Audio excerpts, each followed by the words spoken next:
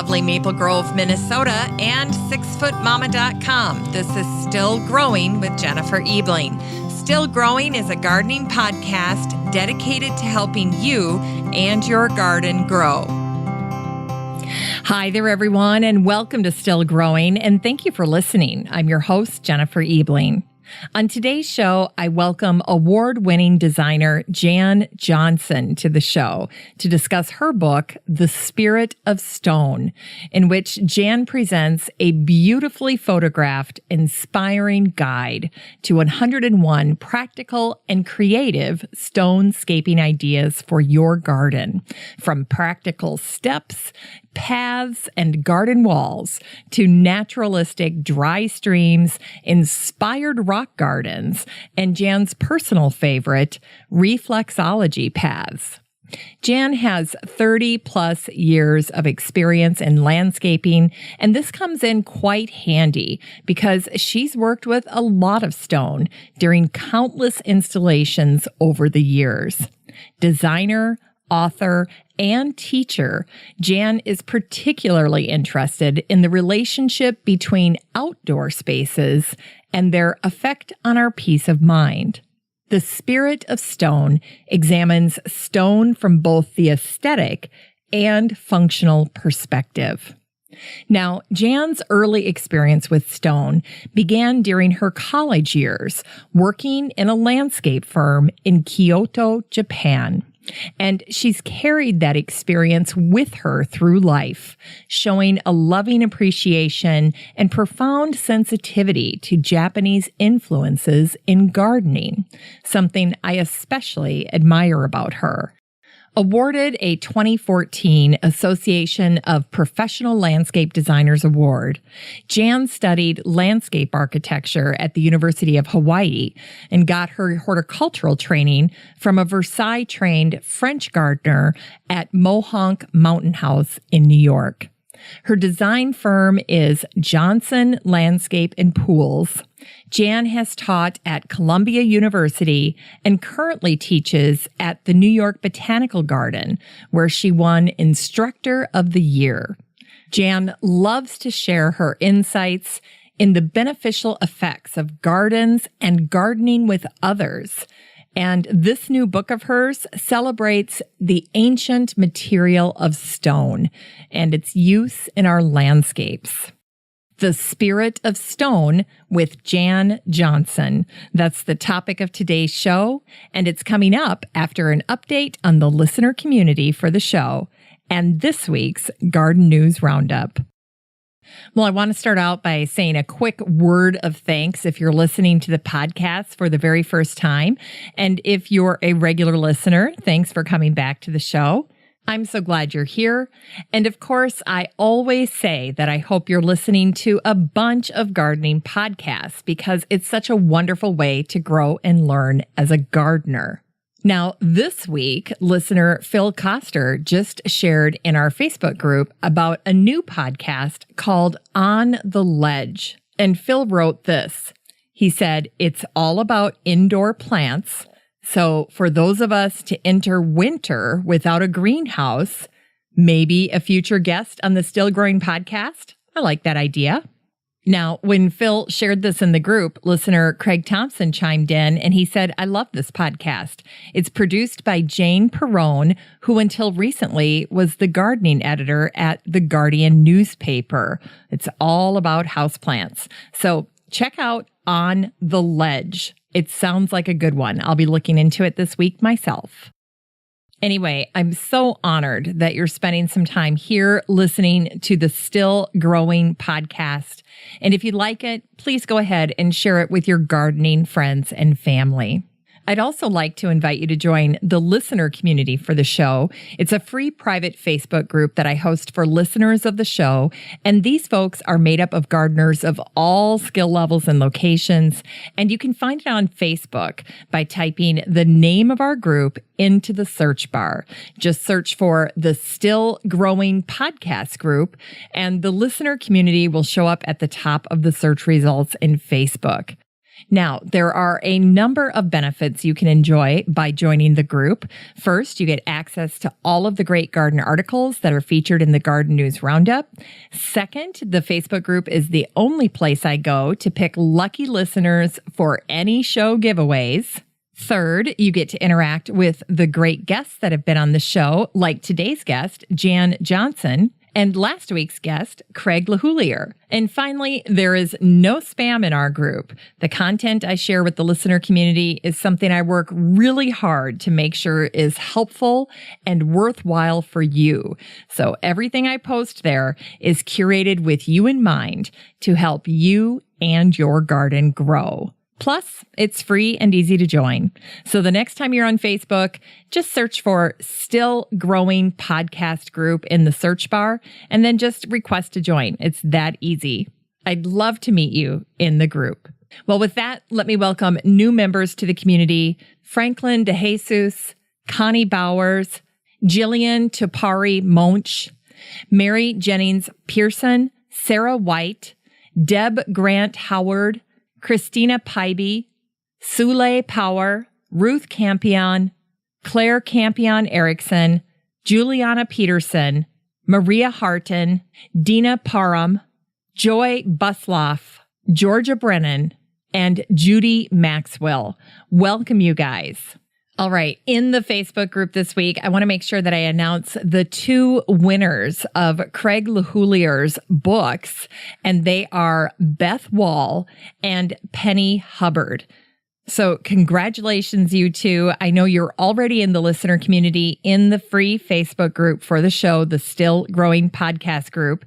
If you wouldn't mind, go ahead and private message me with your email and your physical address. We'll make sure you get a copy of Craig's book, Epic Tomatoes. Congratulations, Beth and Penny.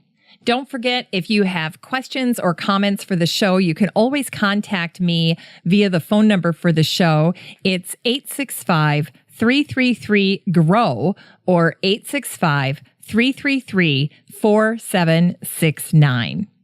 All right, now it's time for the Garden News Roundup. This is a curated group of posts and articles that I've shared over the past week with the listener community in the free Facebook group, the Still Growing Podcast Group, and it's made up of a dozen different segments.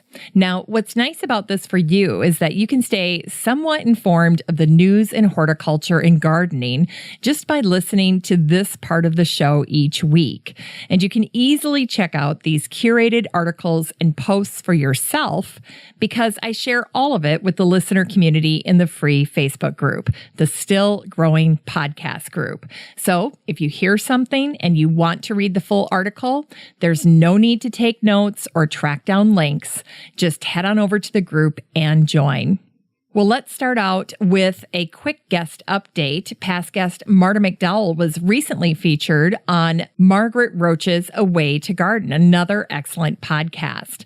So if you enjoyed listening to Marta on the show back in episode 585 in early September, you can find out a little bit more about her latest book, The World of Laura Ingalls Wilder, and the landscapes that defined her stories in the Little House books. She had a great conversation with Margaret, and it's always a pleasure to listen to Marta McDowell. So check that out when you get a chance. In sustainability is a wonderful post that got shared that's called Bugging Me. And what I loved about this post is that it's talking about postponing tidying up in your garden just a little bit longer.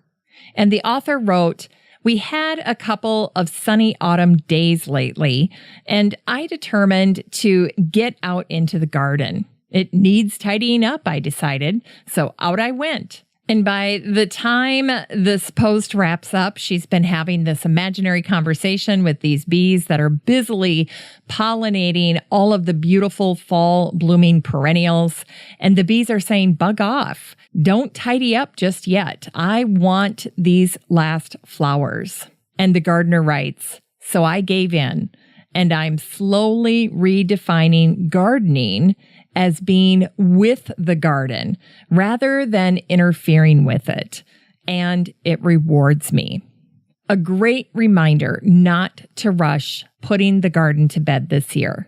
In the continuing ed segment, John Sheeper's Kitchen Garden Seeds shared a great post that was simply called Bringing Herbs in from the Cold. Now, this made me curious because this is not something that I regularly do. So I thought, oh, maybe I'm missing out. Let me read about it. But it turns out, here's what they said. After many years, we found that bringing herbs indoors can be more trouble than it's worth. Garden soil and plants almost always contain insects that can quickly infest houseplants. Providing adequate light is difficult. Instead, they focus on harvesting herbs before they succumb to chilly weather. And I do the same thing. I'm still outside harvesting, and then I'm working to preserve them to get me through the winter. John Sheepers always does such a wonderful job of curating recipes. And of course, in this post, they don't let us down. They share how to do a basil pesto, a compound butter, and then they've got a few other storage ideas for us, including freezing them and then also infusing them in oil. Lots of great, helpful, useful tips in this post. So thank you, John Sheepers. There was a great post by Steve Nix this week that was called A Beginner's Guide to Tree Identification. Lots of great shortcuts in this post. And then Gardenista had a great post that was featured in their Can This Garden Be Saved segment. And it was simply called My Vegetable Garden Looks Messy. And the advice here is to clean up the edges. Now, in this post, they used Everedge. Everedge apparently has a booth at the Chelsea Flower Show every year. And it's a professional level edging, by the way. So it really affords a crisp, clean look. But you could accomplish this with other edging as well. The point of the article is that if you want to make your garden look a little cleaner, a little less chaotic, which it can tend to do this time of year, a nice, clean edge can do a lot to elevate the garden. In the How To DIY segment, F-Stoppers, one of my favorite photography sites, did a great job on a post that they called Making the Most of Autumn Colors This Fall. Here's what they said. Basically, the best way that I have found to start tracking and planning locations for autumn shoots is really to start watching weather reports. Specifically, start tracking locations that are either the furthest north or that are at the highest altitude. When it starts cooling off and you know that the color changes are coming, start scouting some of those locations. As soon as that furthest or highest location starts turning color, then that should give you a rough gauge to operate on for starting to plan shoots in lower locations. Then it goes on to say, for those of you who have yet to see any leafy changes yet, I recommend doing some pinpointed Google weather searches for any locations that might give you a clue into how quickly your autumn season is progressing, as well as checking specifically into the locations that you want to work in. So pay attention to temperatures, dramatic changes in temperatures, and moisture content. Each of these indicators will give you that much more of a head start in planning for your autumn photographs. This is great advice. And the only other thing that I would add to this is that put your shooting time on your calendar. So once you see that forecast and once you've scouted your locations, set aside some time, designate some time to go out and take pictures. Otherwise, you won't. Things will get busy. Other things will interfere.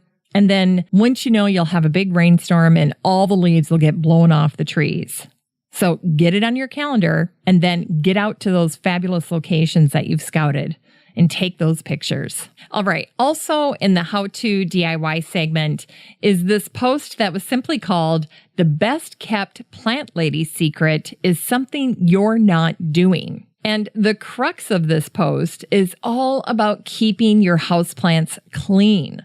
And these tips were from Rebecca Boline, the founder of Greenery NYC. And she gives lots of tips on how to keep your houseplants clean, including recommending that you give your houseplants a good shower twice a year. And that's the first thing I do when I bring my houseplants back in the house from being outside all summer is they get a nice long shower. That helps mitigate any pest issues that they may have, and it cleans them up for their time in the house, especially during the holidays when I know that I'm not going to have a chance to probably really attend to them. And then once the Christmas tree comes down, that's kind of my internal clock, my internal signal to get back to paying attention to my houseplants. So that will be when they get their second big shower. And by then they can be a little bit parched too, because it gets so dry in Minnesota in the wintertime. Anyway, I liked this post with all of these great tips from Rebecca. You should check it out if you're a houseplant addict. In the plant spotlight this week, Botanical Interests shared a great post about holy basil, and their recommendation is to give the gift of holy basil tea to warm up autumn's chill. Holy basil, of course, is also known as tulsi, and it's believed to have medicinal properties. And lots of people enjoy tulsi tea this time of year. There were many great posts in the news segment this week. There was a fun post about the Netherlands. And when I introduced this post, I said, well, it's more than just tulips. The title of the post was called "This Tiny Country Feeds the World," and it was featured in National Geographic. This post was fascinating because I had no idea that the Netherlands was such a huge food producer. Let me read you this excerpt. Seen from the air, the Netherlands resembles no other major food producer. A fragmented patchwork of intensely cultivated fields, most of them tiny by agribusiness standards, punctuated by bustling cities and suburbs. More than half of the nation's land area is used for agriculture and horticulture. Banks of what appear to be gargantuan meres stretch across the countryside, glinting when the sun shines and glowing with eerie interior light when night falls. They are Holland's extraordinary greenhouse complexes, some of them covering 175 acres. These climate-controlled farms enable a country located a scant 1,000 miles from the Arctic Circle to be a global leader in exports of a fair-weather fruit, the tomato.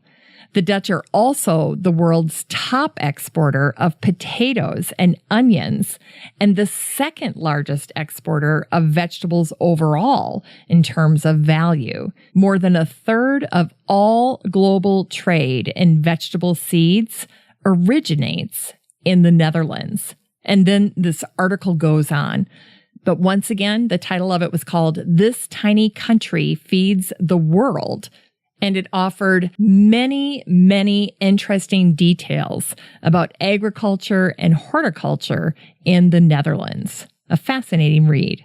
Also in the news this week was this post that was featured in popsugar.com, and it was called "This is the most underrated flower more brides should consider for their weddings." So, spoiler alert, I'm going to tell you what it is. It's carnations. Now, that's pretty surprising. I don't think anybody would guess that. But this is what Christina Stembel of Farm Girl Flowers is saying. And she says that most designer florists love carnations now, but you get chastised for it. There are even new varieties of carnations that people don't even know are carnations. So they kind of pull the wool over people's eyes. The botanical name for carnations, of course, is dianthus. And sometimes when Christina's working with brides, she'll just refer to the carnations as dianthus because brides will be more willing to put dianthus in their bouquet than they would be to say, yeah, go ahead and put some carnations in the bouquet. That's pretty clever, I thought. That was a fun post. There was another fun post that was shared on Apartment Therapy this week, and the title of it was called "Get on Board with Pinterest's most popular plant trend, and that is shower plants. The term shower plants is up 302% on Pinterest, and these would be houseplants that you bring into your bathroom because they enjoy the steam from the shower. So again, as people are looking to transition their houseplants from being outside and they want to create maybe a warmer, more tropical environment, they want to put them in their bathrooms. And so they're trying to determine what plants are best suited for being in the shower. Finally, there was a wonderful little post I found on Twitter this week, and it was called, "This Woman Has the Ultimate Guide to Buying Perfect Vegetables." It was shared on the 25th of September, and here's the context. Not trusting her husband to follow just the words of her shopping list, a woman added illustrations too. Artist Era Londhe jotted down a shopping list for her husband, but her list has since gone viral. So for instance, she writes tomato, and then under that, she's got this little bulleted list.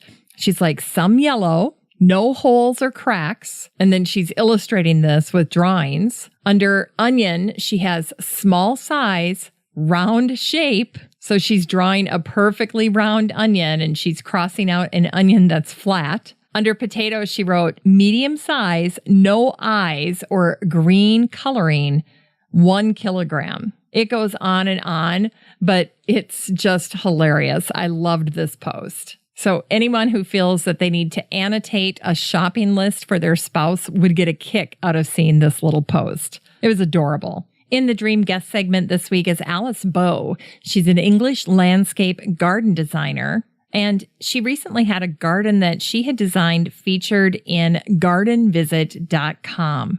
Now, Alice is a contemporary garden designer, and the gardens that she creates are very striking. And the space that she just did that's featured in this article had the major challenge of creating a space intimate enough to be a private family garden, yet capable of hosting large parties. And I love what she did here. Now, this post is shared in the Facebook group. So if you're looking for ideas for a new landscape for entertaining, a garden that needs to serve some double duty, this one will give you lots of ideas. In Science this week was a fun article just simply called Why Do Leaves Have Such Different Shapes? There's lots of science in this article, but I love how it starts out. It says, there's one thing about leaves that science has long agreed on. They only grow so big as available water allows, but not so big that the whole plant overheats. So when it comes to the size of leaves, plants sing a simple refrain. Water grows, sunshine restrains. Fascinating. In recipes this week, I featured many fall favorites. The first is a roasted broccoli creamy soup. That one was from SeriousEats.com. Then there was a great post on Food 52 called What to Do with Leftover Roasted Vegetables. Lots of great ideas in this post. Everything from creating a pot pie, to making soup with them, to making sauces for meat or fish. Then finally, thekitchen.com shared a fun post that's simply called Don't Make the Mistakes I Made When Roasting a Pumpkin. Let me give you the cliff notes to this post, and then if you're interested, you can go back and read more. The author writes, yes, huge jack-o'-lantern pumpkins just don't give you very good squash for roasting. If you want good tasting squash, use something else like a pie pumpkin or acorn squash. In shopping this week, Gardenista says there's some required reading for all of us. It's the new book by Ethne Clark, and it's called The Mid-Century Modern Garden. Now, Ethne was living in England and writing books on gardening and landscape history. And then she moved back to the United States and she bought a mid-century ranch built in Colorado in 1958. So she has a unique perspective when it comes to writing about mid-century homes. But this one is on my shopping list, And if you have any interest in that particular topic, add it to yours as well. Then finally, Organic Life shared 6 stunning works of indoor plant art that you can snag for cheap on Etsy. And I love the author who wrote this. She said, I need all of these. But basically, these were all suggested pieces of art that you can buy that are incorporating fern art and ferns. So the use of lots of dried ferns to create these wonderful images. So you can give that a look if you're looking for some one-of-a-kind art pieces with a garden theme. Finally, an inspiration. There was a fun post from Apartment Therapy that was showing the before and after of a scraggly old yard that gets turned into a beautiful oasis. And in summary, the owner who went through this transformation had these words of wisdom: patience, patience, patience. Gardens never look great at the beginning, and you have to be open to removing elements that aren't working. Secondly, educate yourself about what makes a great garden. Soil components, choosing the right plant for the location. Visit garden tours for great inspiration. You can save a lot of money if you're willing to do the work yourself, but always understand your limitations. Sometimes it's better to hire professionals for important things like electrical and tree removal. Great points here, and I love looking at those before and after posts. They're so fun and so inspiring. The Prairie Ecologist shared their photo of the week, and I loved it because, of course, it's showing these late blooming fall perennials like asters, and they were just covered with pollinators, like a jaw-dropping number of butterflies and bees on this single aster bloom. It was just mind-boggling. So beautiful. That one was a favorite post of mine this week. And then finally, Jason and Judy over at Garden in a City shared a really wonderful post about returning to your garden after you've been on a long trip. Anyway, this husband and wife team shared pictures of their garden, what it looked like when they returned home. And boy, that had to be a sight for sore eyes because their garden looks fantastic. So even though it looks like they were gone for a little bit, like maybe a little bit over a week or two, boy, did they come home to a beautiful garden. So welcome back, Jason and Judy, and gorgeous pictures on your blog this week. The quotables for this week all have to do with stone, and of course, many of them are featured in Jan Johnsen's book, The Spirit of Stone. Here we go. This first one's by Helen Keller, The Song of the Stone Wall. Unresponsive, rude are the stones, yet in them divine things lie concealed. Here's one from Antoine de Saint-Exupéry. A rock pile ceases to be a rock pile the moment a single man contemplates it, bearing within him the image of a cathedral. Here's one by Henry S. Adams. As a rule, a rock garden should not be near the house. It is something savoring of the wild that does not fit within most architecture. Here's one by Calvert Vaux. Nature first, second, and third. Architecture after a while. Here's a quote my mom loves, and it's featured in Chapter 6 of Jan's book about stone walls. It's by Robert Frost. Something there is that doesn't love a wall. Then finally, here's the quote that starts out Chapter 1 in The Spirit of Stone. I'm not sure of the author's name, but it goes like this. When stone is endowed with personality, one can find it delightful company. Well, that's it for the Garden News Roundup for this week's show. Just a reminder, you can get all of these posts with links and bonus content in your Facebook feed if you join the listener community in the free Facebook group for the show, the Still Growing Podcast Group. I'd love to meet you in the group. With that, let's transition to the topic of today's show, The Spirit of Stone with Jan Johnsen. Jan's book, The Spirit of Stone, came out in February of 2017, and from the title alone, you can ascertain the reverence that Jan feels for stone. In fact, Jan has a passion for the effect of gardens on our well-being. It's a beautiful book. Jan took all of the pictures herself, and that gives you an idea of the number of installations she does with her landscape business. As Jan likes to say, natural stone, that most ancient of materials, adds an authentic touch to an outdoor space that nothing else can match.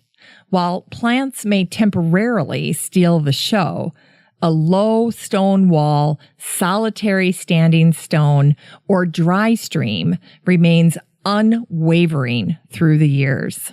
Isamu Noguchi, the designer and artist, summed it up best. Any gardener will tell you that it is the rocks that make a garden.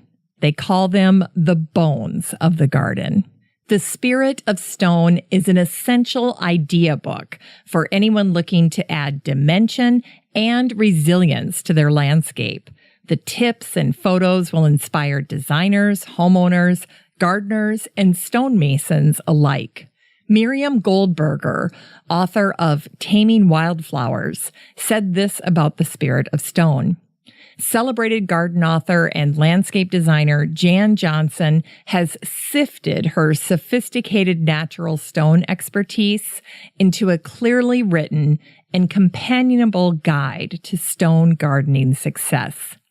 And this great compliment was from Fran Soren, the author of Digging Deeper. The Spirit of Stone is overflowing with both inspiration and instruction on how to use stone creatively in the landscape. Jan focuses on soulfulness, authenticity, beauty, and practicality of stonework in an outdoor setting. The Spirit of Stone is a delightful celebration of the versatility of this solid, durable rock. As a speaker for botanical garden show audiences, Jan loves to share her insights on the beneficial effects of informed garden design. Her unique approach, incorporating ancient practices with contemporary ideas, is entertaining, inspiring, and informative. Jan presents her popular illustrated slide talks at major flower and garden shows across the United States. She's also the author of Heaven is a Garden, now in its third printing, and she has a blog titled Serenity in the Garden. Jan's landscapes have been featured in This Old House, Landscape and Architecture, New York Cottages and Gardens, Women's Day, and Red Book, just to name a few. I think you're going to really enjoy my chat with Jan. With that, it's time to rock and roll with the Spirit of Stone's Jan Johnsen. Well, welcome, Jan. It's a pleasure to have you on the show. Well, thank you. I'm thrilled to be here. I wanted to start out by having you read something from your wonderful introduction to your book, The Spirit of Stone. And it starts out with, I have a soft spot for hard rock. Oh, yes. I have a soft spot for hard rock. During my 4-decade career as a professional landscape designer, I have incorporated stone in a large variety of outdoor settings. It is, in my opinion, an indispensable part of a garden. My love of stone was fostered by my time living in Kyoto, Japan, as a college student years ago. I interned in a landscape architecture office, and on weekends I would visit the historic Japanese gardens. I saw how natural stone and stonework was of central significance in their landscapes. I subsequently studied landscape architecture in Hawaii, where I experienced the fiery beginnings of rock by watching molten lava flowing and cooling into lava rock. As a young adult, I became a rock climber, and my relationship with stone deepened. During ascents on New York's Mohonk Mountains, I would examine the vertical cliffs up close and see the cracks, fissures, and protrusions of the rock as a challenge and an opportunity. I learned to place my fingers inside the crevices in the stone as a climber does, which sometimes meant strong handholds and other times a delicate fingertip grip. I later lived near Barrie, Vermont, home of world-famous granite quarries, and I would stand in awe as I watched giant slabs being hewn from the earth. Ultimately, I settled in Westchester County, New York, where rough fieldstone walls, quartz-laden boulders, and classic bluestone walks and patios are found in abundance. From these diverse experiences, I have learned to cherish stone's quiet beauty and its steadying qualities.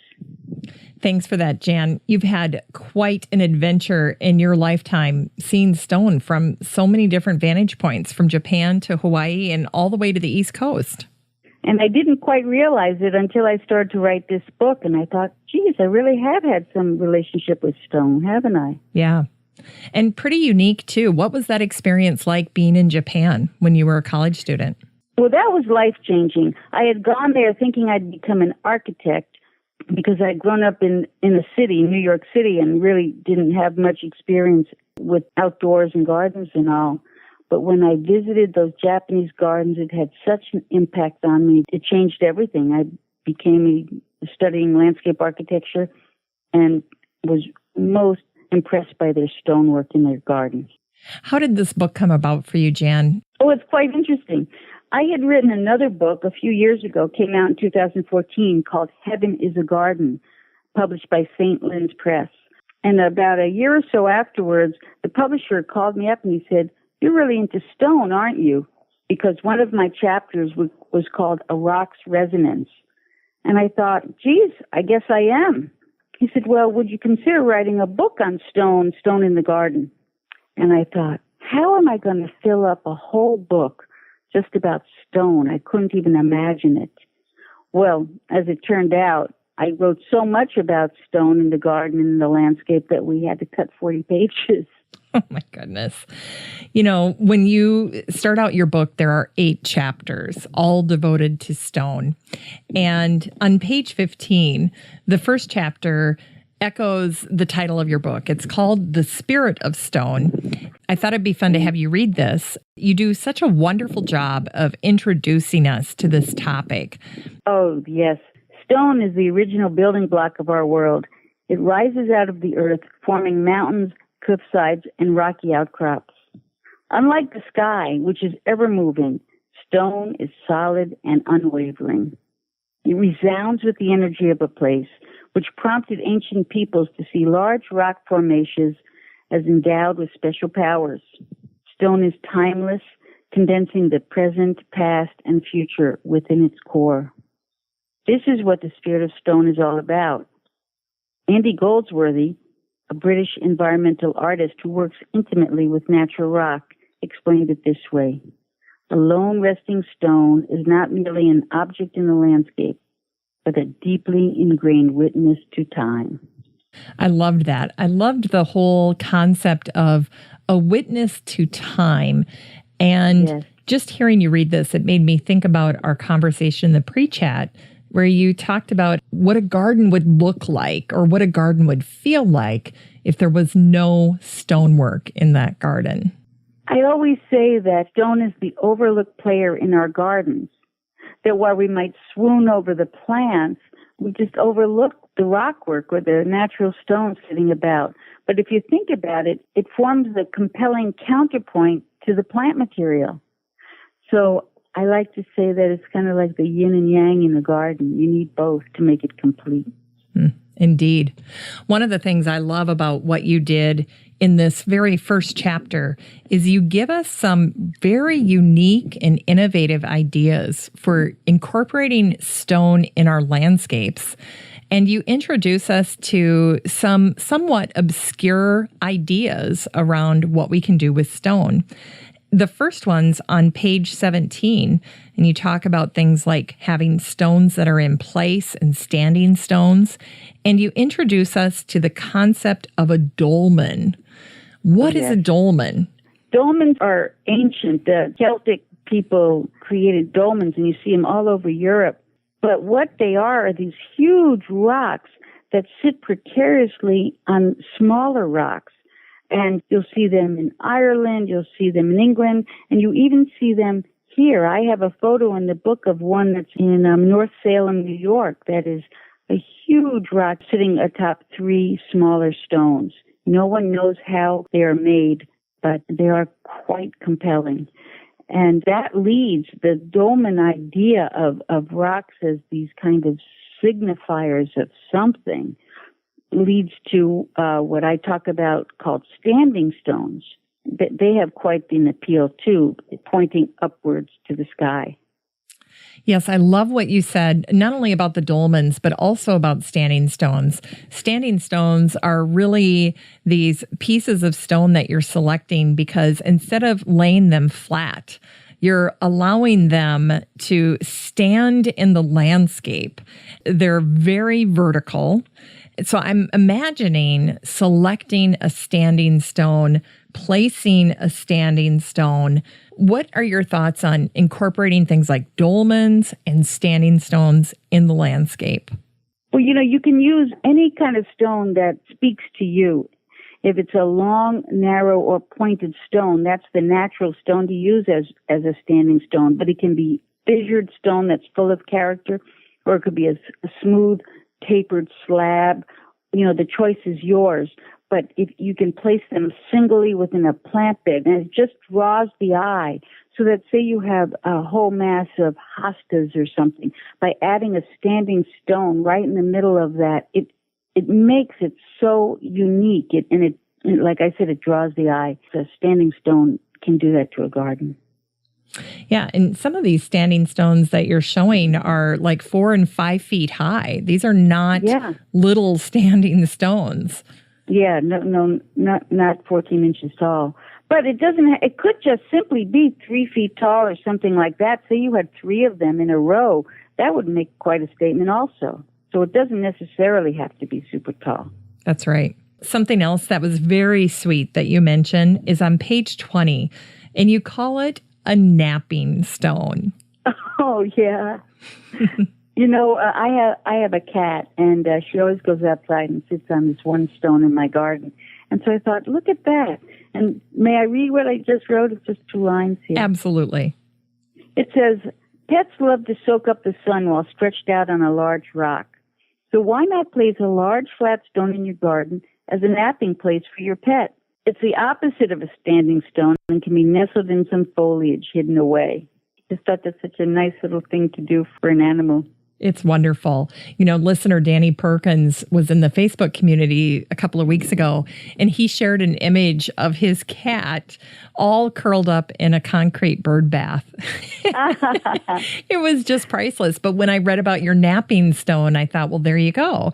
They like the heat of those stone elements, and why not be a little bit more deliberate about it? I know when I was placing stone in my own garden, I was thinking about the kids because I was placing stone in an area that's around the basketball hoop. And I thought, okay, I'm going to place some flat stone here that I can sit on and watch them when they're playing, or other players can be sitting on that stone as they're waiting, to sub in. But also it becomes a wonderful stepping stone if the basketball flies into the garden, which it does quite often. So it's a way for them to get into the garden in a way that is okay with mom, because they have these stones, these large stones. But I didn't think about ever incorporating stones specifically for pets, these napping stones. So I love that. Yeah. Every garden should have one. Yes, they should. One of the things that I know you're very passionate about is using local stone. And I couldn't agree more. Tell us about that. We're all becoming more ecologically aware. And one thing that I became aware of was how stone can be so-called harvested. And I thought, I really should mention the fact that people should just look to their local areas for their source of stone instead of trucking stones from far, far away. And then the more I thought about it, the more I realized that local stones actually, resonate with your area perfectly. And so there's something like very unspoken about the fact that if you use local stones it fits better into a garden. So I wrote something here called Using Local Stone that I'd like to read. Stone that is native to your area can quietly connect you to a place since it resonates with its surroundings. By becoming familiar with the native stone, we can know the area better. The granite mountains of New England tell a different story than the schist of Manhattan Island or the limestone hills of Indiana. Each has a different pulse and impacts us differently. The Japanese architect Kengo Kuma likened using local materials to making sushi. If the journey of the ingredients is too long, the taste of the sushi is compromised. That is a problem that can't be solved by modern technology, and that program of using local material in season is the secret of good taste. There is something about using stone that belongs in your area. Yeah, I agree. So I always tell people, look around your property. Do you have some stone here? Let's use that before we start looking for our field. And when we do, I'm so thrilled. Yeah. There is a part that comes next that's really talking about the folks that use stone as part of their art. And on page 23, you talk about this artistic element that people have created. Is it a cairn? Is that how you pronounce it? A cairn, yes, a cairn. What is a cairn? Well, it's at the most basic level, it's just stacked rocks. So if you're walking along in a woodland path, you might see some stacked rocks. That's considered a cairn. They were originally used in the British Isles as way markers, and Scandinavia as way markers. So whenever you saw a pile of rocks, you knew whether to follow that path or not. Well, since then, of course, cairns have become quite the art form, and people have been stacking stones in like egg shapes and just making beautiful, artful statements out of them. In fact, in my book, I talk about a stonemason named Devin Devine who takes it one step further and actually makes stone spheres. I love that you incorporated Devin Devine in your book because I had seen a few articles about Devin's work. In fact, I know I shared it in the listener community in the Garden News Roundup over the past year. But this is really something special. These spheres that he makes, and there's incredible videos showing him how he puts these together. And there's no glue. That's the part that drives me crazy. I can't believe he's able to accomplish it with just purely stacking stone. I know. I really love what he does. They're mesmerizing. And I also love the idea that sometimes he includes small note paper with prayers and poems inside the spheres. I think that's so wonderful. That's exactly right. You know, there is on page 27 something else you talk about that I was not familiar with, and it's Chinese scholars' stones. What are those? Oh, yes. Well, the traditional Chinese gardens always have what they call a taihu stone in them. If you go to any traditional Chinese garden, you will see these limestone rocks sitting within the garden, and they're highly prized stones. And a garden is not considered complete in China until it has one of these stones. And they're full of holes that have been worn away by water. And the most prized of these are from the waters of Lake Taihu. So that's why they're called Taihu stones. They have a lot of character to them, and they kind of draw the eye. And the belief was that they enticed beneficial spirits into a garden. And that's why they were so prized. That's great. Do you want to read what you wrote about these at the top of page 27? Certainly. The accepted appeal of scholar stones rests on the notion that these fantastical rocks inspire lofty moods. Indeed, scholar stones stand tall and connote the vertical thrust of mountains. As Confucius said, the humane man delights in mountains. Well, what I love best about these is these are some stones that have been through some things. They've had a little bit of life happen to them. Yes. And I try to tell people, I say, you know, the stones were here before we came along, and they'll be here long after we pass by. They really are memory keepers and testaments to time. There's one that you talk about driving past, and I'm imagining you right in the middle of writing your book, and you're driving down the highway, and the caption for this photo says, "I saw this boulder sitting along a country driveway as I drove by. I quickly turned back to take this photo. Notice the smaller stones wedged in the cleft. It's a Native American tradition." Introduce what you took a picture of and describe it for people. And then tell us about this tradition. I had never heard about it before. In the Northeast and maybe in the Midwest, I'm not sure, but there are split rocks in the woods, and there's these large, very large boulders that have been naturally split either by the weather or by glaciers or whatever. And when you see a split rock, many times you'll see that these smaller stones stuck in the cleft, and the cleft is not very wide normally. And so I kind of just always assumed that somebody took a rock and did it for fun. But when I did my studying for this book, I found out that there was a Native American tradition to stick these smaller stones in these clefts because they thought these openings in the split rocks were doorways to the underworld. And so this is how they covered them up, which I think, hey, this belongs in a Stephen King novel or something, don't you think? Ooh, I like that. Yeah, I would have never guessed. If I had driven by that, first of all, I wouldn't have stopped because I wouldn't have known what I'm looking at. And when you say that these are huge boulders, I mean, these are monstrosities. These are huge boulders. And if I would have seen that split boulder with rocks chucked in the middle of the split, I would have thought some kids did it or, somebody was just messing around. I wouldn't have thought, that there's a Native American tradition behind it. So I love that you're pointing that out because I'll know what I'm looking at when I see it now. And I also love the whole mythology around the split rock. And you're right. It's very powerful.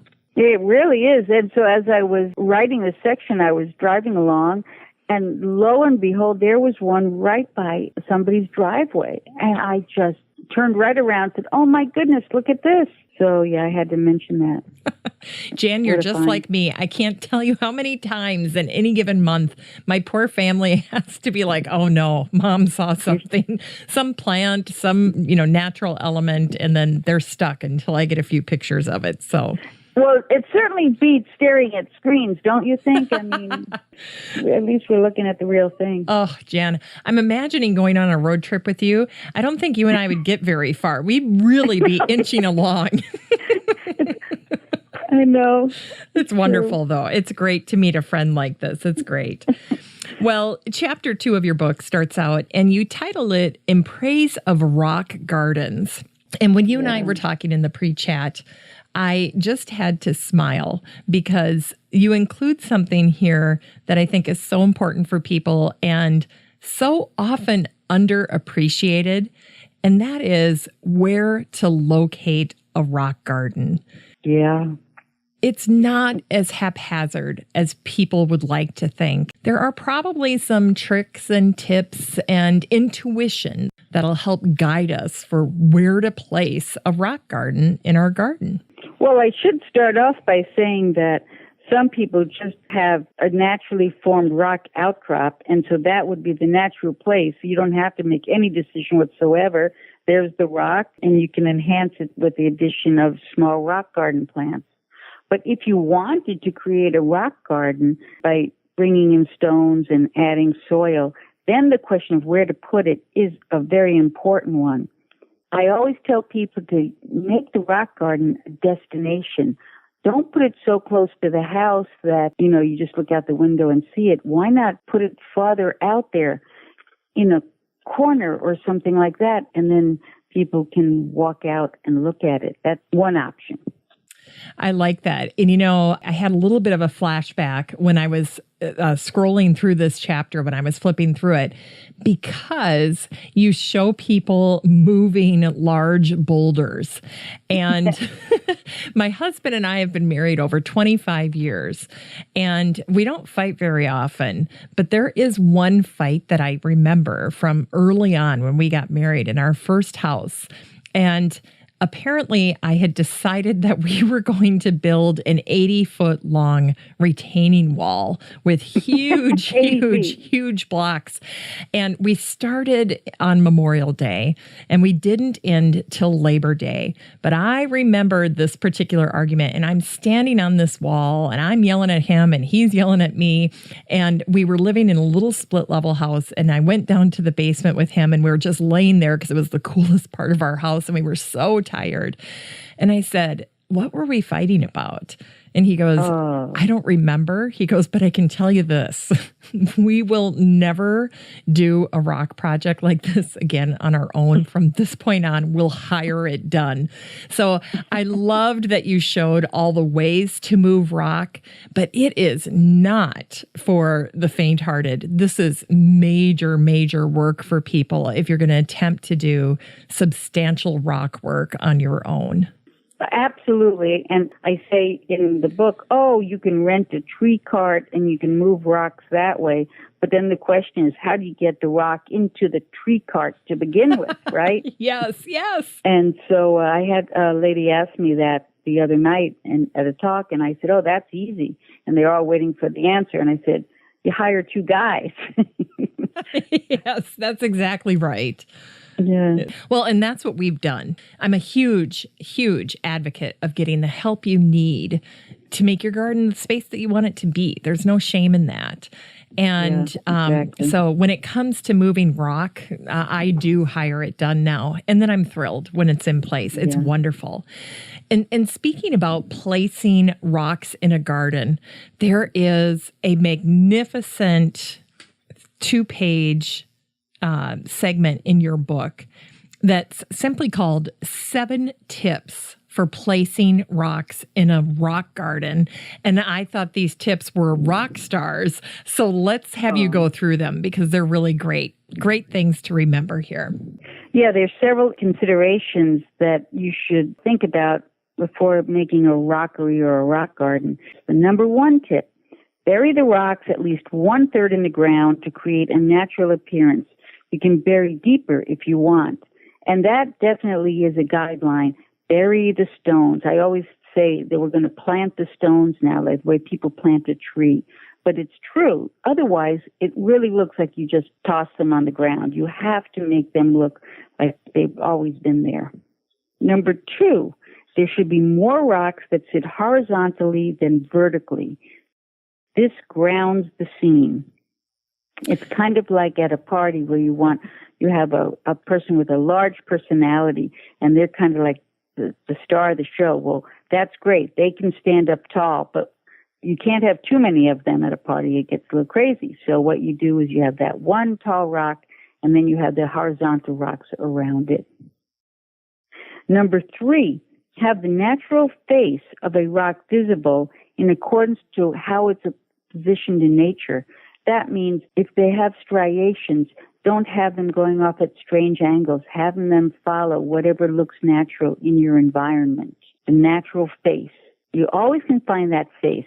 You just look at the rock and say, that's the face. That's the best decision. Let me ask you really quick. If your rock face impaired, if you feel like that is not your gift, you can have friends, neighbors, somebody come over, even take a couple of pictures and show it on social media and say, okay, what do you think is the face? Is it this one or this one? No need to stress out about something like this. Absolutely. And I always say, whatever decision you make, that's the correct decision. Because who's to say you're wrong, right? That's right. So I say, well, that's the face. Okay. There we go. But don't overthink it because then you drive yourself crazy. Just say, I like that best. And that's the way to go. Perfect. Number 4 tip. If the rocks are stratified or have lines, locate the rocks so that these lines run in the same direction with each other. This ensures they don't look scattered and strewn about. And the only way to understand that is when you get a bunch of rocks together, and if they have these little lines or striations, you'll understand. They should all kind of blend together. And that creates a more harmonious feeling.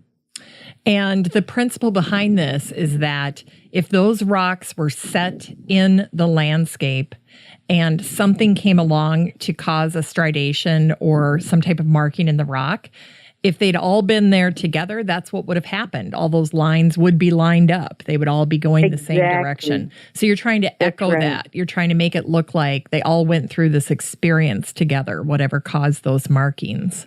That's it. You got it. Like a rock outcrop, but they'd all be in the same direction. Perfect. And number 5, slant the rock slightly to direct rainwater into the soil.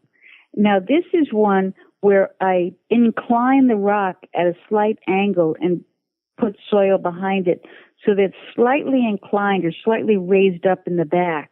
And that helps direct the water into the soil. And it also shows off the rock a little bit better rather than if it was just straight, flat, horizontal.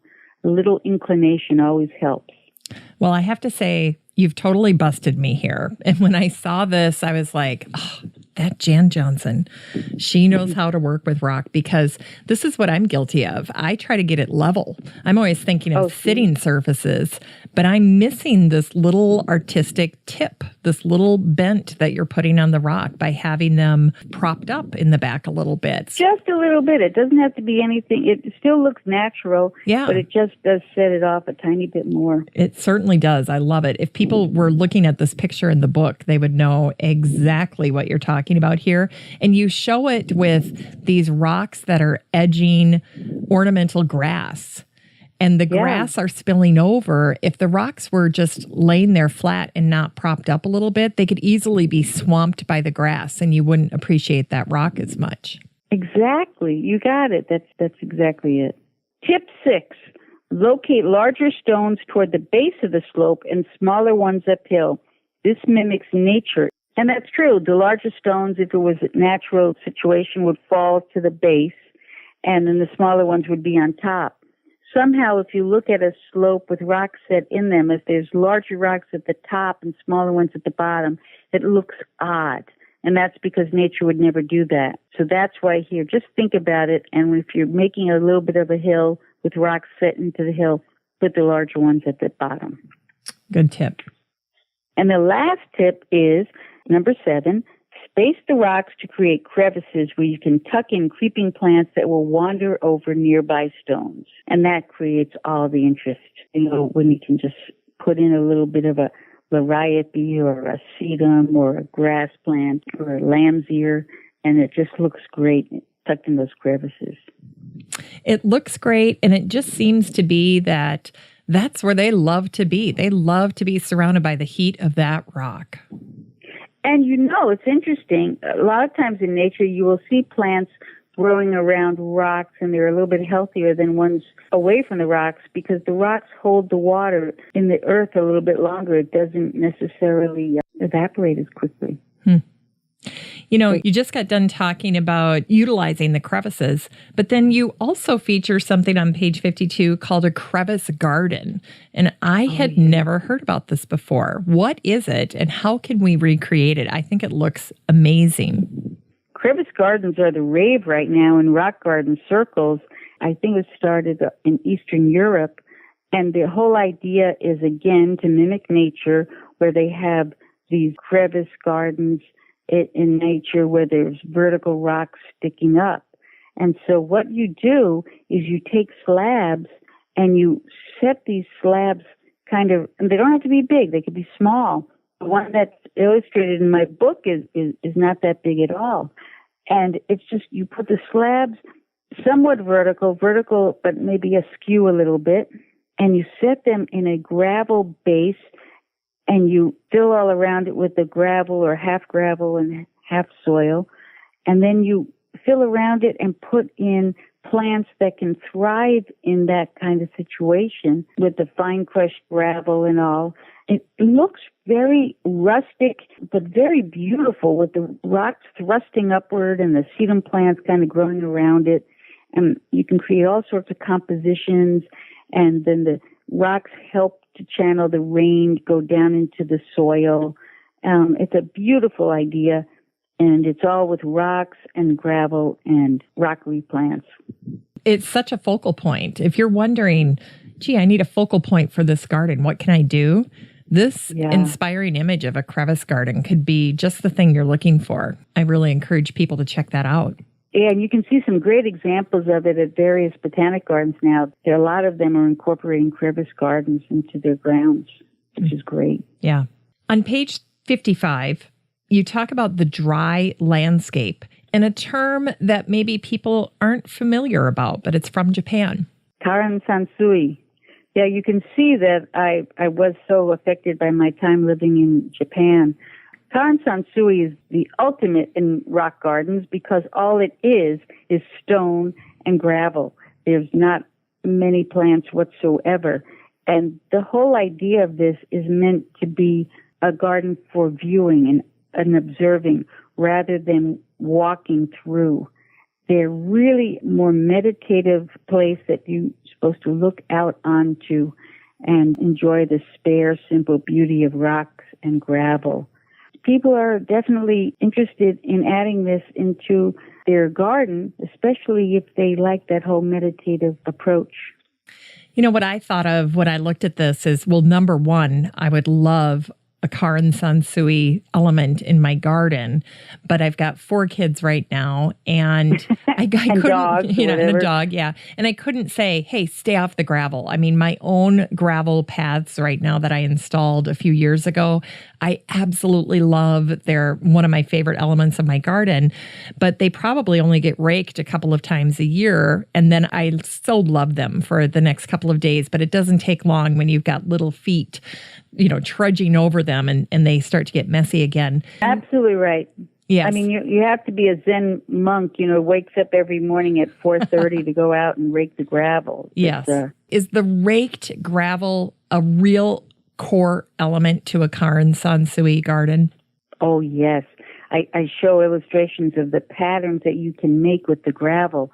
And I think that's kind of like an art form is, okay, they change it up. One day it'll be one pattern with the waves.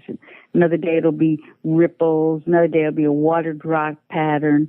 I mean, it's quite fun.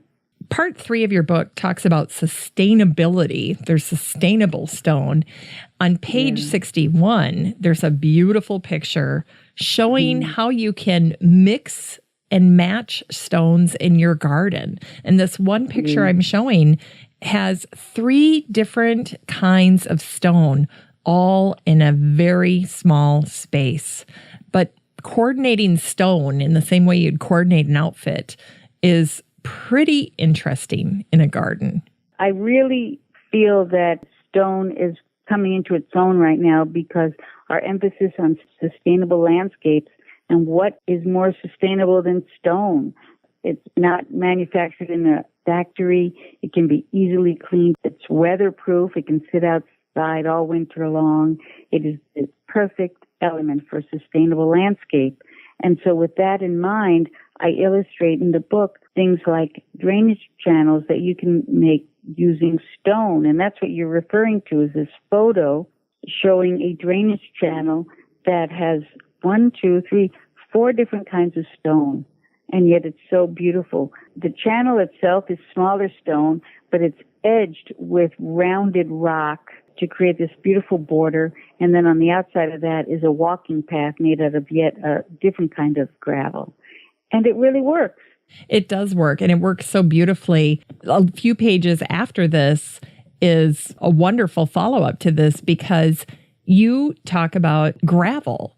And then you open our eyes because we're not just talking about one particular product.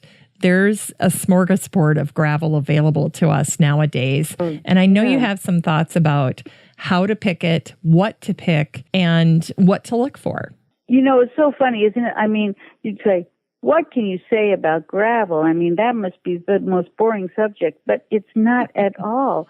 Gravel now comes in all different colors, shapes, and textures and sizes. And what I urge people to do is go visit their local gravel and stone yard to get a little bit of an education before just ordering gravel, right? Because if you go there, they'll give you small plastic bags and you can fill it up with various types of gravel that they sell and take it back home and see what the different types look like in your yard. And what I also say is, please use gravel or crushed stone that's local to your area. Don't pick something out from Colorado. when you live in Pennsylvania. We don't want the trucking and all of that. We want to use the local materials. Well, and thanks for the pro tip, Jan, too, of bringing home samples, because that can really be helpful. You might pick something or bring a sample home, not really intending to go that direction, and then you see it, and you might fall in love with that. Exactly. And by the way, don't make a gravel driveway out of rounded stones. This is something I always remind people. We look at these little rounded gravel and we say, oh, that would be a beautiful driveway. But what you don't realize is that little rounded stones don't pack well together. And when you have a car on them with the tires, all they do is just kind of spread around. You need to get more angular stone for driveways. They pack together better. Yeah, that's another great pro tip.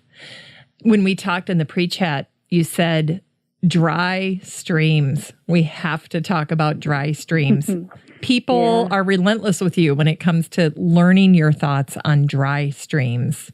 Some people call them dry creeks, but I call them dry streams, whichever. But what it is actually recreating the look of a stream bed, but it serves as a real drainage catch basin and also at the same time a beautiful decorative area in your garden. And I was hoping I could just read maybe one or two paragraphs to you on this. That would be wonderful. Okay, so this is where I call dry streams a beautiful way to catch runoff. A dry stream is a unique, sustainable way to incorporate natural rocks in a garden and address poor drainage issues. Made to look like a babbling brook, it does not normally contain water, but instead channels and collects rainwater, allowing it to percolate into the ground slowly. It is essentially a shallow depression in the earth designed to slow and capture runoff. I first saw dry streams in Japan decades ago and fell in love with them.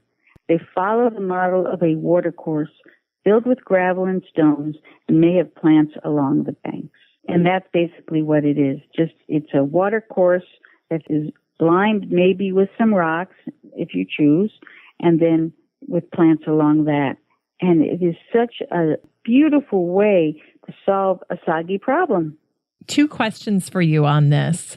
One is, do you have any tips for us on how to install them like a pro? And do you advise using netting or some type of cover as we head into fall and winter here to keep your dry streams clean? Well, those are two great questions. I have a whole section on how to create a dry stream, but basically what it is you're creating a channel. You're digging a channel, and the channel could be as wavy and curvy as you want. It could be as wide and narrow as you choose. And you dig out about 8 to 14 inches deep, depending on your situation in terms of wetness and how much runoff you want to capture. But you dig the channel and you throw the soil onto one side of the channel. And that way, one side of it is more elevated than the other. And when you plant plants, the plants on the elevated side are more easily seen from the other side. So you create the soil piled up on one side of your channel, and then you fill it with inexpensive gravel and line it with boulders, if you choose, on the sides of the channel, and then cover it with filter fabric, because that prevents soil from going through. And then you top it with a very thin layer of more expensive rounded stones. But the bulk of the channel is filled with inexpensive gravel that you don't see. And that's how you build a dry stream. Not very difficult, actually. No, it's very easy. I show pictures of how to do it. And then, in response to your question about the netting, I never did that. I've never put netting to catch the leaves, but come to think of it, it's quite a smart idea. I had just heard about it myself. I have a little river in my garden. I'd heard about this netting idea, and I thought I'd love to try that this year, but it would work brilliantly for dry creeks as well as actual rivers in your garden. Absolutely. Great idea. Great idea. Stone mulch. I think this is probably the most controversial thing in your book because people have such strong feelings about stone mulch, or they can. It's a little maligned because it does serve a purpose and it can be beautifully done. But I understand it because for anyone who's ever had to remove or work around stone mulch, again, this is something that can be so laborious. Yeah, it's true. Well, stone mulch in certain parts of the country, like in drought-stricken areas, it's a great replacement for lawn, and it can make quite the statement if you've got these large rustic stones and they're set on top of the earth with, like, say, evergreen trees growing around them. It's a great answer to covering the earth and also looks wonderful. But sometimes people add smaller stones that they shouldn't, and they actually start moving around a lot, and it just gets to be one big mess. So you have to use larger stones that don't tend to move, that stay in place, and that's the best way to do it. And do it judiciously, because if you cover whole areas with stone mulch, it looks positively arid and not very nice to look at all, very harsh. Yeah, exactly. Well, and here in Minnesota, in the Midwest, the stone mulch that probably gets the most contempt from gardeners is the old white stone that people would put around their arborvitae in front of grandma's house. And it's just, oh my goodness, people just could go on and on about that. Yeah, I know. And then when the sun hits it, it's just your eyes are just like the glare is so intense. Yeah. So that's why I say stone mulch, yes or no.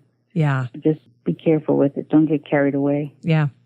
There was something here in your book on page 79 called riprap.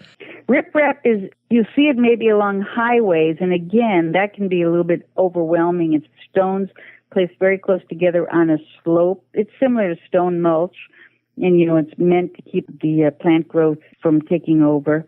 But you can also create a riprap slope in place of a very low wall, and it looks great. If it's no higher than, say, 3 feet or something, and it's set beautifully into a slope, it's a very nice effect. And it, too, is sustainable because it does direct rainfall down to the base of the hill. Well, page 81 starts chapter 4 for you, and chapter 4 is called The Many Faces of a Stone Walk. And I wanted to depart from this just a little bit because this is something you do. You take people on stone walks, and you have one coming up. Oh, that's right. I do. The Cultural Landscape Foundation, TCLF, is sponsoring the Spirit of Stone Walk at a place called Manitoga, which was the home of Russell Wright, an industrial designer. And it's located in Garrison, New York, which is in the Hudson Valley. And we're taking a walk through his most amazing property that shows stonework and stone cliffs.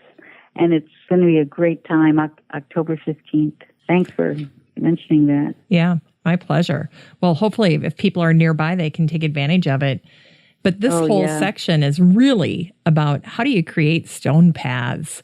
I had to chuckle when I saw it on page 99 because this is the one that if most gardeners are going to attempt a stone path, they're going to do those stepping stone paths, either through gravel or mulch or maybe even just lawn. Yep. This is, again, for anyone who has ever attempted doing it, if you don't do it right, if you don't nestle those stones in correctly, if you don't take time and think about how you want that to look, you can be all done with it and step back and go, ugh, I don't like that at all.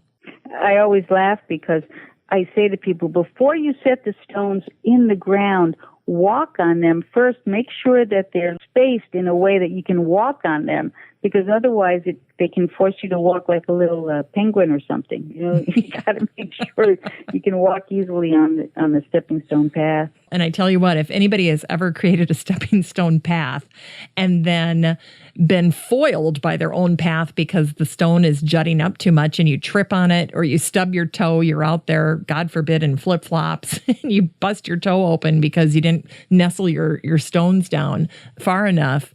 Again, it's just really taking your time with these and not just thinking you can do it in an hour and be done with this project, because there is a little bit of finesse that needs to happen here.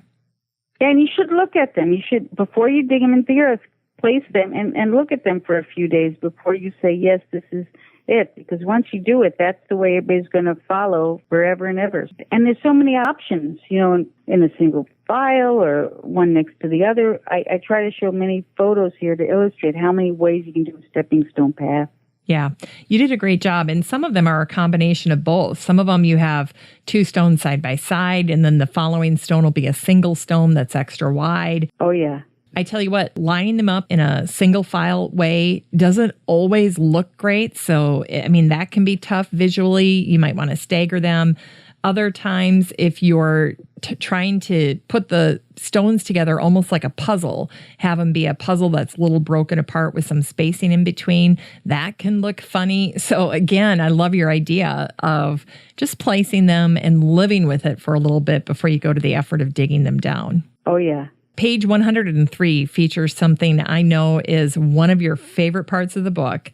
And yes. It's the therapeutic benefits of reflexology paths, which I'm so thrilled to have you introduce us. Well, the practice of reflexology is an ancient healing art that focuses on your feet. And they say that there are more nerve endings in the soles of your feet than anywhere else in your body, which makes sense because, we walk with our feet on the ground, and that makes sense. But what's also fascinating is the traditional Chinese theory that there are pressure points in your feet that correlate to the organs of your body. And so their thinking is that when you stimulate the bottoms of your feet, it also stimulates the energy and the blood flow throughout your body. Isn't that so great? Yeah. What they say is that if you walk on rounded stones, it actually relieves stress, improves balance, and enhances your physical and your mental well-being. So I just love this idea that you can use stone in the landscape to enhance your overall health.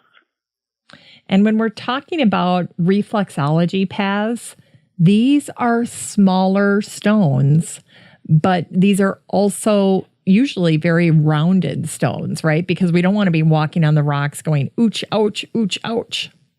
Exactly. And so reflexology paths have rounded stones in association with somewhat pointed stones. And that's what you walk on. And if you have tender feet like I do, then you stay on the rounded stones. You're a little bit more risk taker, you go on the more pointy stones. So not a bed of nails. Not a bed of nails at all. But in Singapore, they have these reflexology paths in the public parks. And people go along and they'll take their shoes off and they'll walk on the paths. And I just think this is such a great idea. Can you imagine if you had them in every public park in the United States and the little kids would love to walk on them? Yeah. And the older people, I just think it's such a wonderful idea. It's a way also for us to become more grounded. We're so often looking at our cell phone screen or our computer screens. We are losing touch with the earth. And I feel that reflexology paths is a great way to get us a little bit more grounded. Yeah. And I think it's a little bit of a trend here. Like we can be ahead of a trend. And of course, we look to Asia so often for trends in the garden. I know last year I spoke with Katie Dubow of Garden Media Group. And one of the trends that they identified for 2017 is forest bathing, getting out in nature, being among, the plants and the trees, especially the trees. And so I wrote about that in my first book, Heaven is a Garden. I wrote about Shinrin Yoku. Yep. Well, there you go. And so this is just one more element that can help ground us and connect us to the earth. So that's my goal, is to have reflexology paths in all the parks in the U.S. So I hope somebody listening goes up and starts that right away. I love that. Get on it. Add it to your list. Well, there you go. In Chapter 5, I love the title of Chapter 5, and you say, Garden Steps Steal the Show. And the garden steps that you show are truly the ones that people ask you the most about. And these are the steps that are grass covered, right? They're grass covered steps. That's right. The riser is made out of stone, but the tread where you place your foot is grass. And that's not a new idea. This is an old idea. It's used in England quite a bit, but it's becoming more and more popular now. The biggest question I imagine you get when it comes to having grass steps is grooming. How do you take care of a grass step? The only question I get. That is invariably, I get it on every presentation I make. How do you mow the steps? And so what I say is that the weed eater, just take the weed eater or weed whacker, whichever you call it, and that's how you maintain the grass steps. It's an inexpensive way to deal with a slope because really, say you just make risers out of, say, Belgian block or cobblestones or something you can get easily, and then you make the risers. And what I always tell people is make sure you give enough pitch to each step so that the water runs off. People sometimes will make these steps flat, like a regular step where you just flat where you put your foot. But remember, this is grass, and if you keep it flat, the grass will literally rot out. You have to have it pitched. The tread must be pitched. Okay. And see, that's great to know too, just from a platform standpoint, that when you're stepping on grass, you don't want it to be soggy or mushy. You do want that to have some little bit of runoff there. Yes, exactly. Section 6 starts talking about stone walls. You have a section that I thought was very interesting, and a lot of people are not, again, familiar with this term or the use of these. And these are sheltering walls. And and you do a great job of introducing us to sheltering walls on page 139. Let's have you read that, and then let's talk a little bit about just practically how we can add these to our gardens. Sheltering walls. Smart gardeners prize stone walls on the north and west of their gardens because they face the noon and afternoon sun.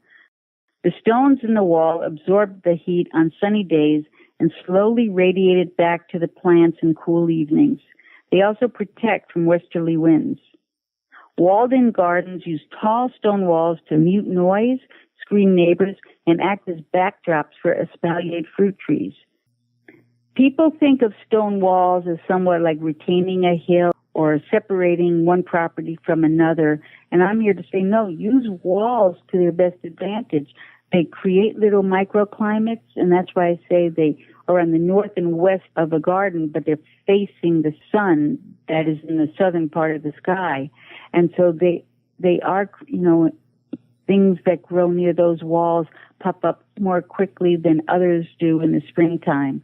And so use walls to create microclimates. I couldn't agree more. Our house is north facing, so our whole entire backyard was a sheer slope.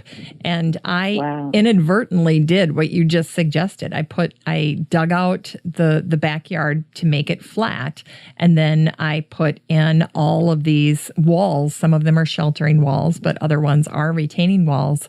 But the effect is the same. I've got tons of rock back there. And it truly is a microclimate in my own backyard.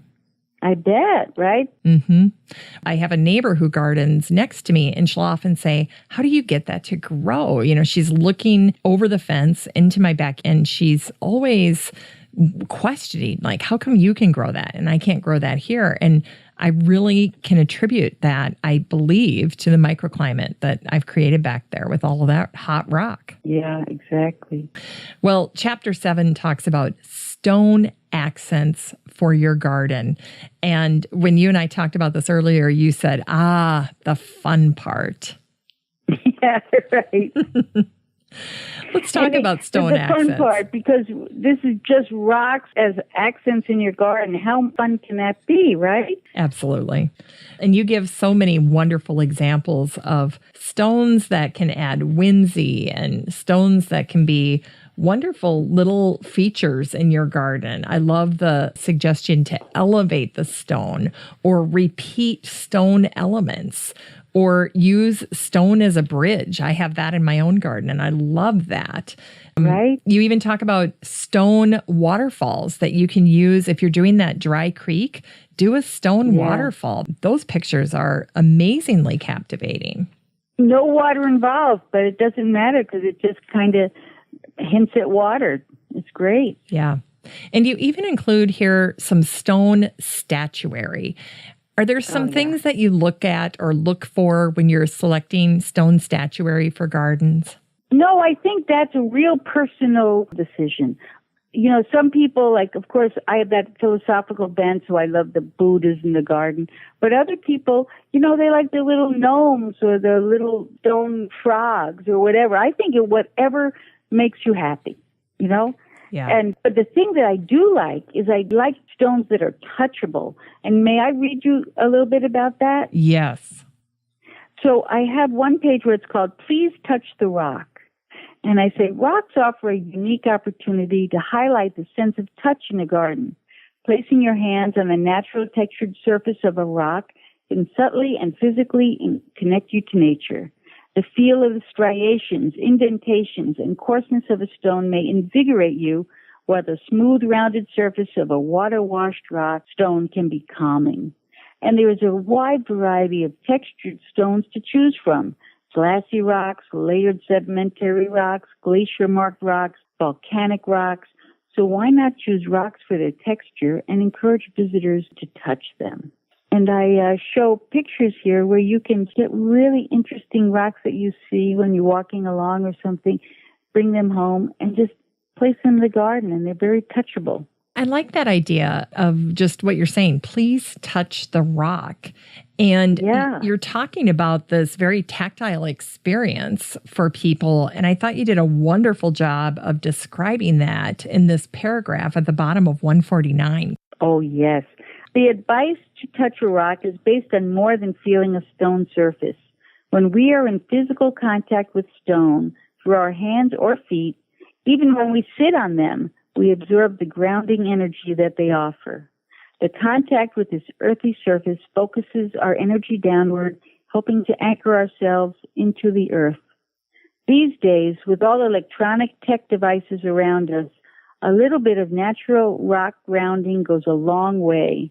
You might even consider keeping a touching stone on your desk or table and picking it up every so often for the same reason. You know, people come up to me at my talks to say, you know, I keep a pebble in my pocket and I touch it every so often. And I'm surprised at how many people tell me that. So there is something about having a rounded stone with you or you can touch it that does keep you a little bit more on the earth. You're right. Chapter 8 is simply called Plants and Stone.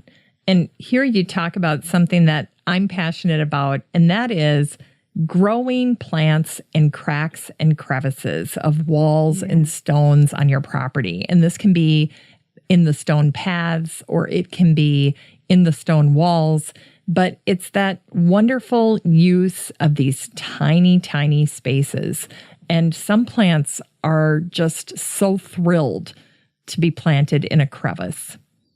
You know, it's funny because people don't, when they have a stone wall or they have a rock outcrop, they don't often think about putting in, you know, plants that grow in cracks and crevices. And I'm saying you can plant them by wedging, you know, some soil into the gap and using very small plants. You might have to take some soil off of the plant roots and gently nudge them into the crack. And they may not all take, but the ones that do become very happy. And so I give some recommended plants for crevice planting, such as the sedums, of course, and the stonecrop, euphorbias, hens and chickens. And I show pictures of all of them to give ideas of what you can use. Of course, if you have a stone or you have a limestone, then you want to choose plants that like kind of a more limey kind of soils. That kind of stuff gets kind of into the mix too. But yeah, why not? Just stick those little baby plants. Buy them small. I show how you can buy them small and stick them into the crevices. It's such a great look. And it's such a wonderful way to convey a little bit of age to your garden. If you've got a new garden and you want to age it quickly, put plants in crevices. That makes such a difference. Absolutely. Absolutely. And I talk about some of my favorite ones, like with sedum. You see, I could talk about plants all day, but like sedum Vera Jameson, I adore. And that one looks really great with stone. So many. But, Yeah. So I show the pictures. I have to get some talk about plants into my book. Of course, of course. Well, one of the things that I so love about the way you approach your topic, Jan, is that you really do show such a reverence and passion for whatever you're writing about. And in this book in particular, it's just truly your love and appreciation for stone that comes through. Yeah, thank you so much. Well, the pleasure's all mine. And I have to say, the ending to your book is just so touching. And I'd love to have you read this aloud to us. And then let's talk a little bit about this book, because I think it's a wonderful gift book for gardeners as well. Well, thank you. Here it is. My love of stone led me to work with rocks. Many of the photos in this book are from landscapes I have created. As I set them in a rock garden, along dry streams, or as standing stones, I enjoy a kind of rock awareness. I silently talk to the stones as I work with them. The operative word here is silently, because if I did this out loud, people around me would wonder what I was doing. But nonetheless, I do talk to the rocks. And surprisingly, the rocks respond and let me know if they're amenable to change or not. These rock conversations can be enjoyed by anyone. You just have to listen. It is the rock power that you feel in a stony place. If you pick a pebble up and carry it with you, then you have a little bit of that place with you. That influence extends to all things built with stones, such as walls and steps. They add an authenticity that man-made materials just can't. We co-create with stone. It is a collaboration between man and rock. You could say using rocks in our surroundings is our grateful nod to a bountiful Mother Earth. And that is good. As Douglas Wood notes in his book, Granddad's Prayers of the Earth, rocks pray too, said Granddad. Pebbles and boulders and old weathered hills. They are still and silent, and those are two important ways to pray. What a wonderful way to end this interview, Jan. That was beautiful. Thank you so much. If people want to get a hold of you, how can they reach you, Jan? I have a blog. It's called Serenity in the Garden. And I also am on Facebook. I have several Facebook pages. One is called Serenity in the Garden blog, very popular. And another one is called The Spirit of Stone, and it's a Facebook page that way. And Twitter, Jan Johnsen 23, and Instagram, Jan.Johnsen. And I must say my last name is Johnssen, Johnsen. The good Norwegian way to spell it. Me. Yeah. If people want to find me, I want to make sure they know how to spell my name. That's great. Well, Jan, thank you so much for being on the show with us and sharing your wonderful book, The Spirit of Stone. I know that everyone's enjoyed listening to this. It's such a wonderful tribute. And I'm thrilled to be interviewed by you. I think this is just a wonderful way to get the word out, and I love your podcast. Thank you so much, Jan. Well, that's it for our show today, featuring The Spirit of Stone with Jan Johnsen. Isn't Jan a delight? I hope this episode gave you a renewed appreciation for stone and the dimension and timelessness it can bring to a garden. Anyway, once more, a big thank you to Jan for sharing her lovely book with us, The Spirit of Stone. I'm so thankful to my team at Podfly Productions. I want to thank my editor and project manager, Eric Begay, and my copywriter, Ayn Kadena. Just a reminder that I'll have all the generous information that Jan shared on the show today, as well as her upcoming events, on the Still Growing podcast page on my website at 6footmama.com. That's the number 6, FTMAMA.com. I'd like to thank the women who make up my listener advisory board, Beth Engel. Beth Gardens in Illinois. She works at Griffin, a national brokerage firm and one of the finest companies in horticultural service. And Beth is also a board member of the PPA, the Perennial Plant Association.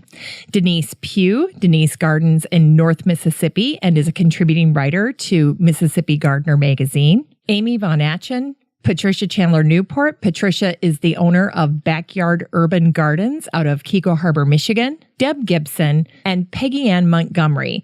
Peggy Ann is the brand manager at American Beauty's Native Plants, and she was featured back in episode 553, where we talked all about native plants and incorporating them into your landscape. I leave you today with a question. What parts of your garden would benefit from the addition of stone? You might consider adding some practical steppers, paths, garden walls, dry streams, rock gardens, or Jan's personal favorite, reflexology paths. Just some things to consider for your 2018 garden.